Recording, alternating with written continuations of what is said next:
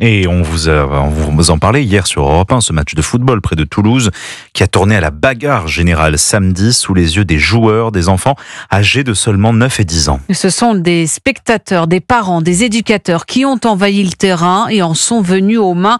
Tout cela sous les yeux des enfants extrêmement choqués. Bilan, un blessé grave, la violence qui gagne les terrains de football amateurs. Reportage Europe 1 en Occitanie d'Alexis Bourdon. Au bord d'un terrain de football en périphérie de Toulouse, les événements du week-end sont encore sur toutes les lèvres. À l'issue d'un match entre le club de Tournefeuille et une équipe de Frontignan, des parents ont fait irruption sur la pelouse. 2 adultes ont été blessés dans la bagarre, parmi eux un éducateur de Tournefeuille. La première personne se présente à moi en tentant de me mettre un coup de tête. De là, une personne derrière moi est venue me faire une clé d'étranglement. J'ai perdu l'équilibre, on m'a jeté au sol. Et une fois au sol, ces personnes, elles ont essayé de me lyncher tout simplement. L'autre victime, un accompagnateur du club héroltais, a été plus lourdement touché. Il a subi 2 opérations ce week-end et les médecins ignorent s'il pourra remarcher.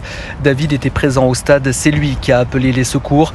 Pour ce bénévole, les parents donnent le mauvais exemple aux enfants. Est-ce qu'il ne faut pas faire des arrêtés municipaux pour interdire l'accès aux parents? C'est du foot animation. On est là pour que les gamins s'amusent. Il y avait des enfants de parents qui sont battus, qui pleuraient samedi soir de voir leurs parents se battre. Dans un communiqué, le club de Frontignan a condamné cette violence tout en précisant que l'équipe qui s'était présentée au tournoi n'appartenait en aucun cas à leur association sportive. Tournefeuille, Alexis Bourdon, Europe 1.